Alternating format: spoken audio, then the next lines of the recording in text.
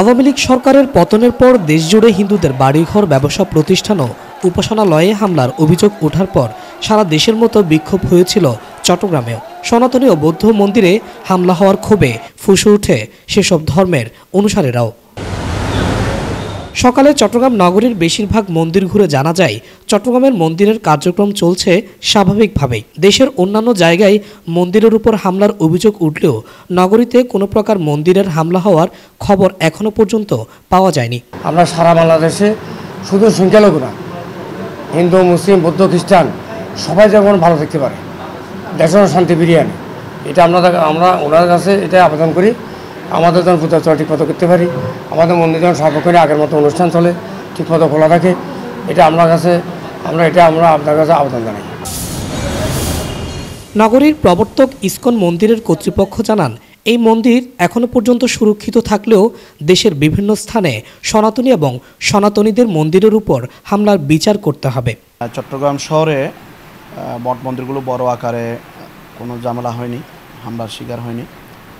তবে বিভিন্ন হিন্দু কমিউনিটিতে ডাকাতি হচ্ছে এবং আমরা যেহেতু ব্যক্তি জীবনের বাইরেও আমাদের সম্প্রদায় নিয়ে আমাদের চিন্তা করতে হয়, তো দেশ জুড়ে যেটা চলছে সেটার জন্য আমরা অবশ্যই উৎকণ্ঠিত।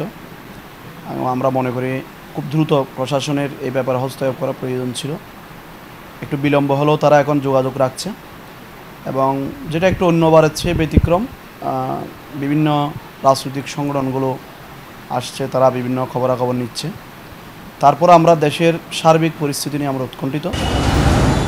এদিকে নগরীর নন্দনকানন এলাকায় অবস্থিত বৌদ্ধ মন্দিরে কোনো ভাঙচুরের ঘটনা না ঘটলেও গেল সোমবার রাতে ডাকাতির চেষ্টা করেছে দুর্বৃত্তরা। এ সময় মন্দির টহলরত লোকজন সেই ডাকাতকে হাতে নাতে ধরতে সক্ষম হয়। দেশের সব উপাসনালয় কেন্দ্রগুলোতে প্রশাসনের কঠোর নজরদারি বাড়াতে হবে, এমনটাই জানান মন্দির কর্তৃপক্ষ। বিগত কিছুদিন যাবৎ আমরা আমাদের যুবকেরা সারা রাত ধরে এবং সন্ন্যাসীরা একত্রিত হয়ে সারা রাত ধরে পাহারা দিয়ে মন্দিরের নিরাপত্তা এবং দুর্লভ সম্পদ রক্ষার ক্ষেত্রে ভূমিকা পালন করে যাচ্ছেন।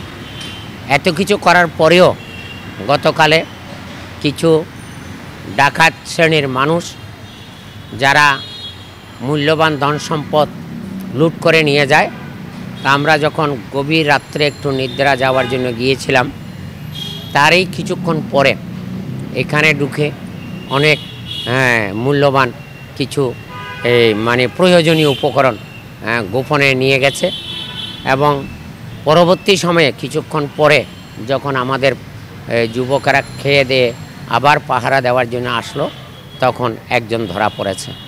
হিন্দু ও বৌদ্ধ ধর্মানুসারীরা বলেন, ধর্ম যার যার, বাংলাদেশ সবার। এই চেতনা মনে ধারণ করে সকলে মিলেমিশে বাংলাদেশকে একটি পরিপূর্ণ দেশ হিসেবে গড়তে হবে। আমরা চাই আমরা একসাথে সুন্দরভাবে থাকতে পারি, আমরা চাই যাতে সবাই সেফ, সবাই মিলেমিশে থাকতে পারি। আর চাই না কোনো অপ্রীতিকর ঘটনা এই দেশে আর হোক, ভগবানের কাছে এইটাই প্রার্থনা করি। নতুন যে উপদেষ্টা এসছে আমাদের সবার পছন্দের, উনি আমাদের সবার প্রতি একটু নজর দিবে, আর পুলিশ ফোর্স বা আদার যে আর্ম ব্যাটালিয়ান ফোর্সগুলো আছে এগুলা একটু জোরদার করবে নিরাপত্তাগুলো, এটাই আর কি কামনা। Sajjad Hussain, media express, Chittagong.